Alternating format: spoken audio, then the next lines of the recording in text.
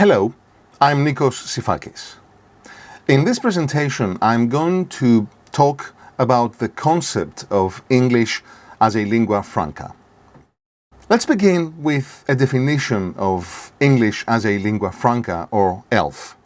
In its simplest orientation, English as a lingua franca can be considered to be any interactions involving non-native speakers of English.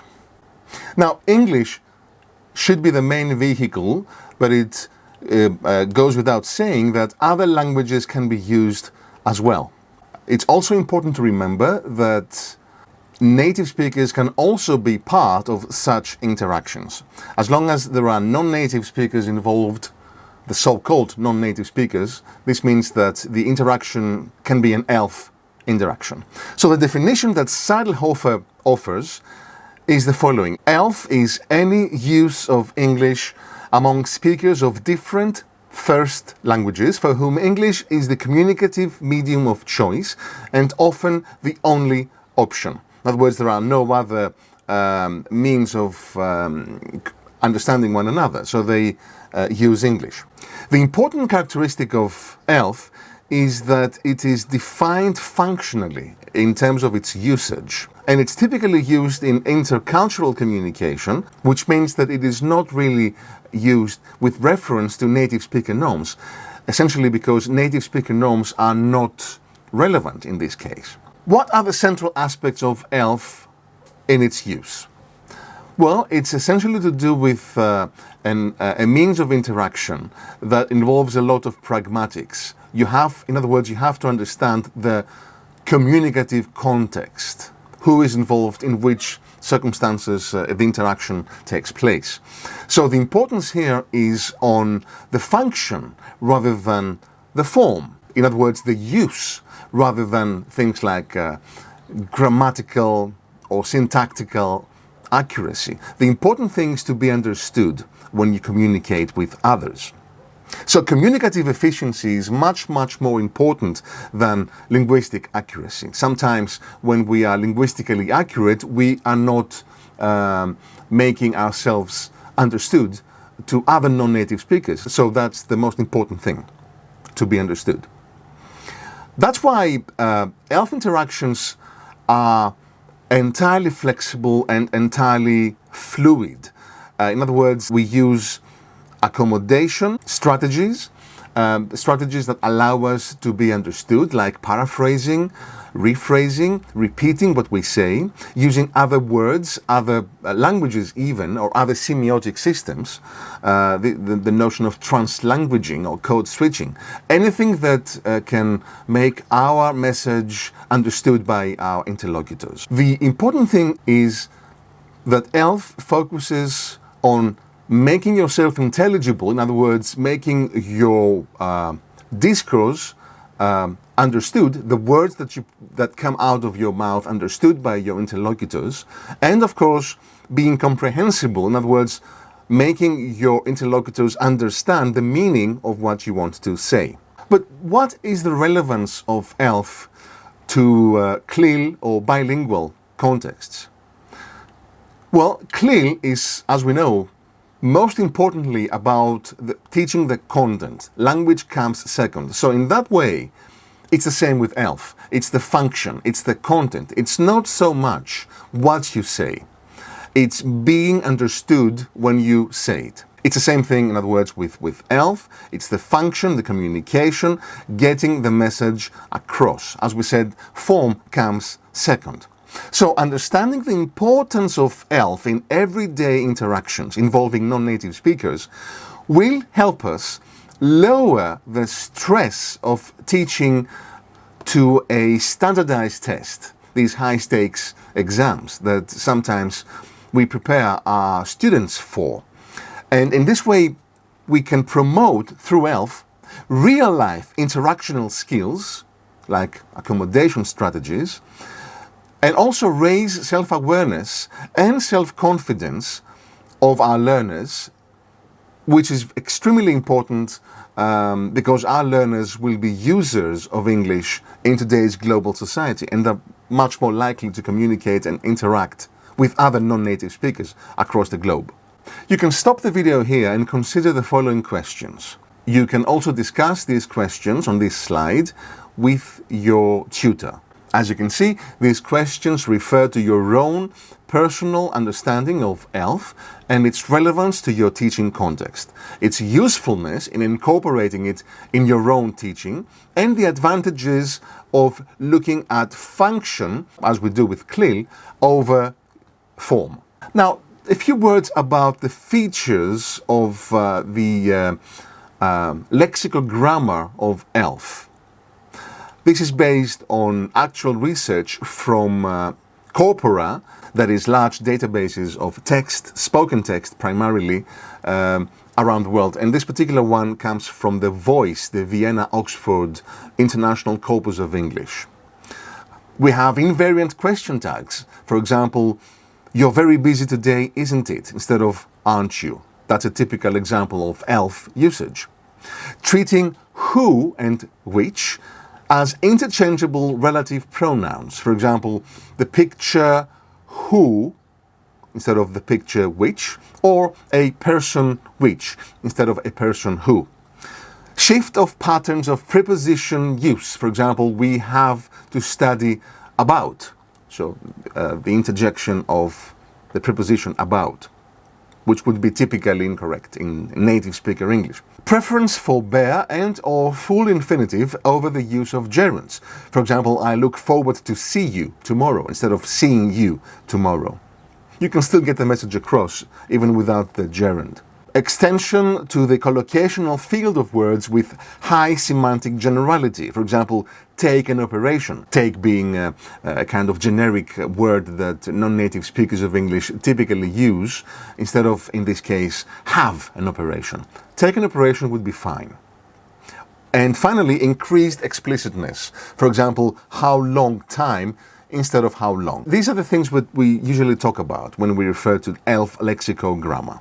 So, what are the issues that we focus on when we think about ELF? And these are the issues that we're going to raise in this and the following presentations. One of the important features that we have to discuss is the function and status of native speaker English. How important is it? Now, when we think about native speaker English, we typically, in an EFL, or English as a foreign language, or a CLIL context, in our minds we think of one variety of English, and that would be the standard English variety in British English, or the general American variety in American English. So that's one of the things that is really, really important to consider when you think about ELF. Another thing to consider, and this is linked with the question of standard English, it's the question of ownership. In other words, who owns English, or who is allowed to be considered as a legitimate user of the English language. Is it the native speakers with their own native speaker varieties, and among all these varieties, of course, the standard English varieties? Or could the non-native speaker, who is a successful speaker when they use ELF in many different interactional settings, could the non-native speaker also be considered for ownership of this global or international aspect of English, ELF? That's a very important question to ask. The third issue to consider, and this is a major issue that we will also raise in the next talks, is the question of attitudes. There have been many studies in the past 20 years that have focused on attitudes towards ELF. How do we react to ELF interactions? What do we think when we consider an ELF interaction? Do we focus on the success or efficiency of these interactions involving non-native speakers, or are we annoyed to some extent, or even to a large extent, by the mistakes or deviations made by these speakers from standard English. Attitudes are very, very important, and they play a major role, even, of course, in the teaching of English as a foreign language. And this is where we have to consider the link between ELF, English as a lingua franca, and EFL, English as a foreign language. Can there be a link? How important is it for ELF to be incorporated within EFL?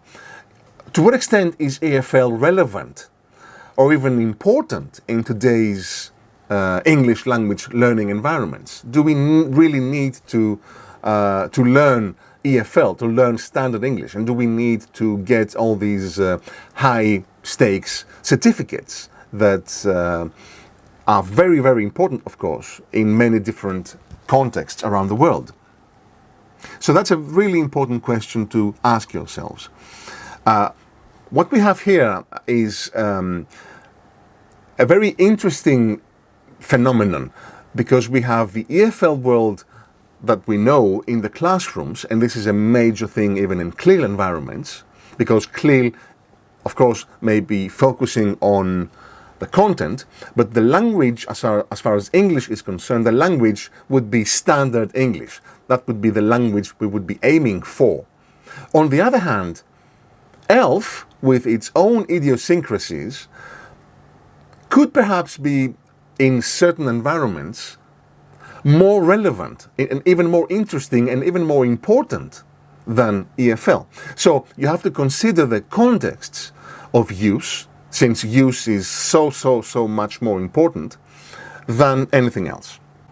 As you can see, these are some of the major international domains where English is used, and you have from international organizations and conferences to scientific publications to international banking to advertising. All these are areas where English as a global language would be more relevant, of course.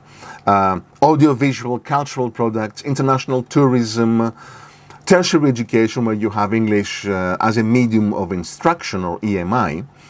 And then you have areas that are more specific, like international safety, the language used in translation, especially in literary translation. English is very important in technology, the internet, majorly. And of course, any communication, and English is very important as far as technology is concerned, and the internet.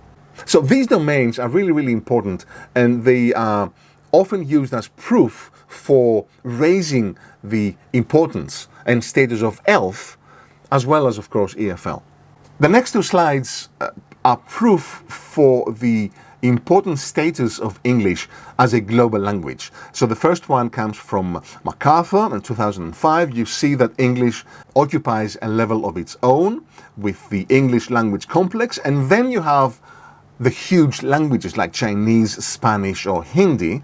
And of course, after that, you have all the other languages that are, as you go up the levels, you have more and more, you get to, you categorize smaller languages.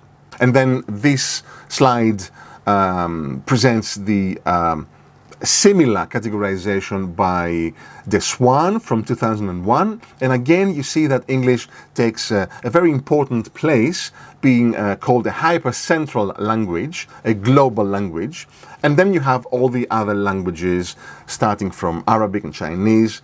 And then you have the central languages, which would be the national, let's say, the nationally spoken languages. And of course, after that, the peripheral languages that occupy the main volume of languages spoken around the world. This special role of English has been characterized by Braj Kakru, who attempted to describe it in a very simple way through the use of three concentric circles that you can see on the left hand side of this slide, starting from the inner circle, which would be the native speaker varieties of the UK, the USA, Canada, Australia. And of course, the numbers are not correct here, but they're not very far off, especially for the inner circle. Then you have the outer circle, which refers to the countries that used to be colonies of the British and to some extent of the Americans. In this circle, you have countries like Nigeria in Africa, you have Bangladesh, Ghana, the Philippines, countries like that. The expanding circle has, of course, all the other countries around the world where English is used as a foreign language. And in this case, you have places like Taiwan, China, Egypt, Korea, and so on. Of course, this is a rather simplistic way of looking at the geographical orientation of English today, from the inner to the outer to the expanding circle. On the right-hand side, you can see an alternative orientation put forward by David Graddle, who proposed that we keep an inner circle of native speakers and then we refer to the use of English as a second, third, or additional language and by people who are non-native speakers. And in this case, what is important is the communicative efficiency or proficiency of these speakers. We mentioned a few minutes ago the difference between the EFL and the ELF way of looking at the English language, and we noted a mismatch between the two.